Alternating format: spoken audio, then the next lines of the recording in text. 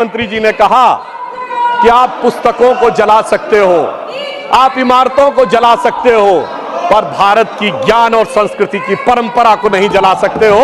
और इसलिए हमारी सरकार ने जो नालंदा का पुनर्स्थापना करने का प्रयास किया है, वो भारत की ज्ञान परंपरा को पुनर्स्थापित करने का।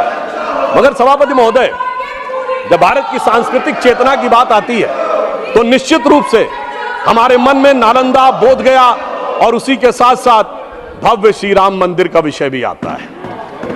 परंतु इस बार बड़ी मजेदार बात है कि अयोध्या की लोकसभा सीट पर हमें वांछित सफलता नहीं मिली और उसको लेकर इनके चेहरों के ऊपर जो चमक दिखाई पड़ती है, ये अपने आप में राजनीतिक विश्लेषकों के लिए एक फूड फॉर थॉट है। क्योंकि इस प्रकार का एक वातावरण इस देश में बनाया गया कि एक वर्ग के लिए all eyes should be on Rafah, चाहे किसी को पता हो रफा है क्या, कहां ये ना पता हो, पर दूसरे के लिए all eyes should not be on Ayodhya. परंतु मैं ये भी बताना चाहता हूं सभापति महोदय, ये लोग समझ नहीं पाए। अयोध्या में जब हमें वांछित सफलता नहीं मिली तो हमारे विरोधी बता क्या रहे हैं, देखिए साहब, आप अयोध्या हार गए, बस्ती हार गए, प्रयागराज हार गए, चित्रकूट हार गए, नासिक, रामटेक और रामेश्वरम, यानी भगवान राम से जुड़े सारे स्थलों के बारे में बता रहे हैं कि यहां भारतीय जनता पार्टी को वास्तविक, जैसे कई तो ऐसी सीटें थी, रामेश्वरम कभी नहीं जीते थे। परंतु महोदय, मैं कह रहा हूं, ये समझ नहीं पाए प्रभु की लीला क्या है। जो लोग ये कहते थे कि राम हुए नहीं, इसका सबूत दो, वो उत्तर से दक्षिण तक राम से जुड़े स्थानों का सबूत दे रहे हैं कि अयोध्या भी राम से जुड़ी थी, बस्ती भी जुड़ी थी, प्रयागराज भी था, रामटेक भी था, रामेश्वरम भी था। अरे आपको लगता है कि भगवान हमको हरवाने के लिए आए थे? नहीं, आपको अपना अस्तित्व मनवाने के लिए आए थे। और मैं ये भी बताना चाहता हूं महोदय, रामचरितमानस और रामायण में भी उल्लेख है कि एक बार नागपाश भगवान राम को भी लगा था और नागपाश लगने के कारण एक मूर्छा आ गई थी और तब राम विरोधी दल में बड़ी खुशियां छा गई थी। मगर वो प्रभु की लीला का हिस्सा था, सिर्फ हनुमान जी को अपनी शक्ति याद दिलाने के लिए। और ऐसा पहली बार नहीं हो रहा है, ऐसा पहली बार नहीं हो रहा है सभापति महोदय।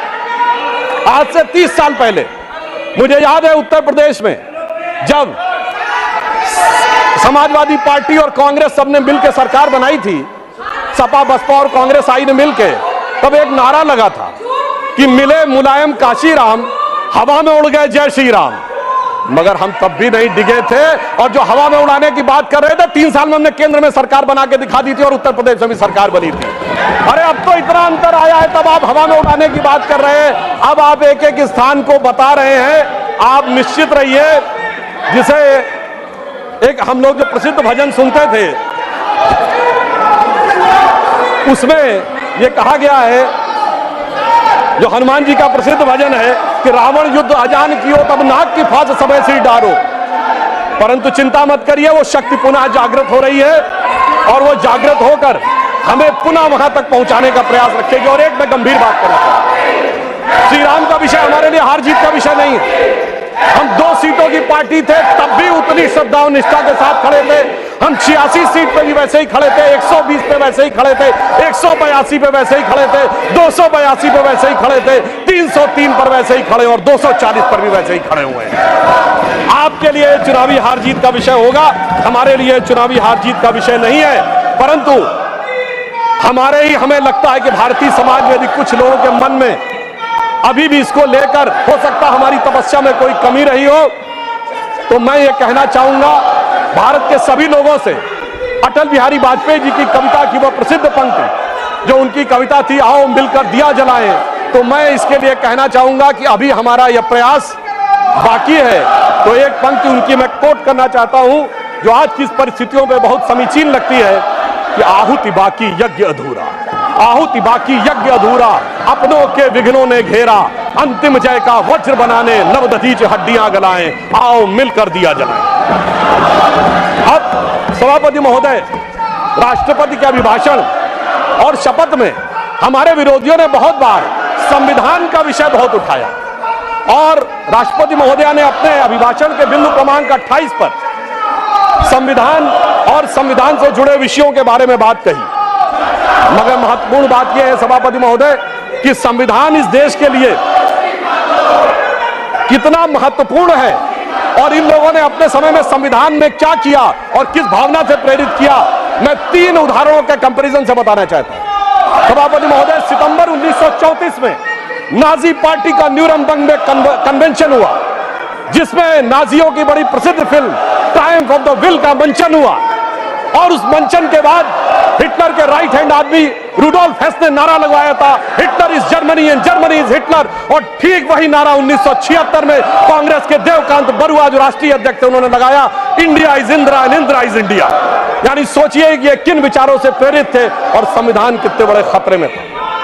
मैं दूसरा उदाहरण देना चाहता हूं। 26 अप्रैल 1942 को जर्मनी की संसद रीस्टैग को संबोधित करते हुए हिटलर ने कहा जजों को कि जो जज आज के युग की आवश्यकता नहीं समझते, मैं इंटरवीन भी करूंगा, उनको सुपरसीड भी करूंगा और उन्हें पद से भी हटाऊंगा।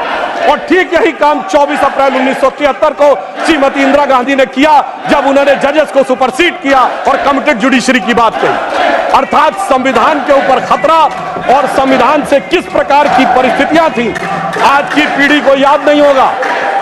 38वां और 39वां संविधान संशोधन के द्वारा न्यायिक समीक्षा के अधिकार को समाप्त कर दिया गया, यानी कोई जुडिशरी इस बात पे कोई टिप्पणी नहीं कर सकती है। वो लोग आकर आज कहते हैं कि वो संविधान की रक्षा करने वाले हैं। और मैं यह भी याद दिलाना चाहता हूं, श्री जॉर्ज फर्नांडिस जी जैसे नेता को हाथ में हथकड़ी लगाकर सड़क के ऊपर चलाया गया, वो लोग आज कहते हैं कि इनको संविधान की रक्षा करने की आवश्यकता है। और 42वां संविधान संशोधन ऐसा संविधान संशोधन था महोदय जिसमें 40 आर्टिकल बदले गए, 14 आर्टिकल नए जोड़ दिए गए, 2 नए चैप्टर जोड़ दिए गए और बाबा साहब अंबेडकर ने प्रीएम्बल ऑफ द कॉन्स्टिट्यूशन जिसे संविधान की आत्मा कहा था, उस आत्मा को भी बदल दिया गया। वो लोग आज कहते हैं और आज प्रेस की स्वतंत्रता की बात कहते हैं। उस समय जो अखबार छपते थे तो पीआईबी को एक लाइन वेट करानी पड़ती थी पीआईबी से, तब जाके समाचार पत्र में कुछ छपता था।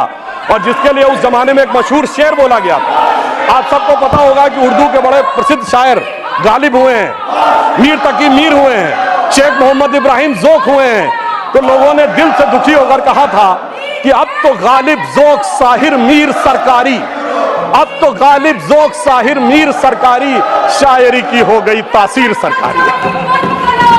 महोदय, मगर इतना ही नहीं था, यह सिर्फ इमरजेंसी का विषय नहीं था। मैं याद दिलाना चाहता हूं जब जब ये सत्ता में आए संविधान खतरे में आया। श्री राजीव गांधी जी जब सत्ता में आए और सर्वोच्च न्यायालय ने एक निर्णय दिया और वो निर्णय शरिया के विरुद्ध नजर आया, तो इस देश की संसद ने सर्वोच्च न्यायालय के निर्णय को रद्द कर शरिया को संविधान से ऊपर कर दिया। संविधान खतरे में था और तब हमने उसका विरोध किया। मैं विनम्रता से पूछना चाहता हूं, दुनिया में कोई एक सेकुलर देश बताइए जहां शरिया संविधान से ऊपर होता हो। यह सिर्फ हमारे देश में था और संविधान सबसे बड़े खतरे में था। अब मैं दूसरी बात बताना चाहता हूं। 1992 में पीवी नरसिम्हा राव जी के समय में ढांचा गिरने पर हमारी उत्तर प्रदेश की सरकार बर्खास्त कर दी गई। समझ में आता है, भाजपा की सारी सरकारें बर्खास्त कर दी गई। किस आधार पे? संविधान खतरे में था। 1994 झारखंड मुक्ति मोर्चा रिश्वत कांड, जिसमें यह साबित हो गया कि झारखंड मुक्ति मोर्चा के 3 सांसदों ने पैसा लेकर कांग्रेस की सरकार को बचाया है। उस समय जुडिशियल इम्यूनिटी थी, अब कोर्ट ने उसको हटाया है। संविधान खतरे में था। जब जब ये सत्ता में आते हैं संविधान खतरे में आता है। और सभापति महोदय, अब मैं ये कहना चाहूंगा, जब मनमोहन सिंह जी की सरकार आई, मैं देश की प्रबुद्ध जनता से पूछना चाहता हूं, ये बताइए देश की सर्वोच्च एग्जीक्यूटिव बॉडी क्या है संविधान के हिसाब से? Union cabinet. ये यूनियन कैबिनेट के ऊपर नेशनल एडवाइजरी काउंसिल किसने बनाई? ये संविधान को खतरे में डालना नहीं था क्या? संविधान खतरे में था। और ये बताइए नेशनल एडवाइजरी काउंसिल के चेयरमैन को कैबिनेट का रैंक था और वो रैंक असंवैधानिक था।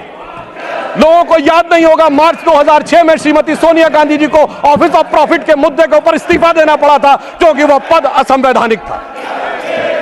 और यह भी याद होना चाहिए, इसी सदन के सदस्य हैं जय बच्चन जी को पहले इस्तीफा दिलवाया गया, उस चक्कर में खुद भी इस्तीफा देना पड़ गया था।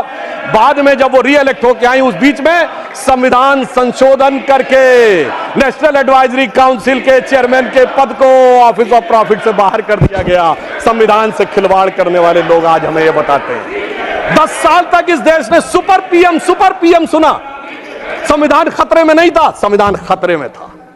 और जिस समय देश की highest executive body union cabinet कोई प्रस्ताव पारित करती है और उसके प्रस्ताव को कोई कहे कि मैं पब्लिक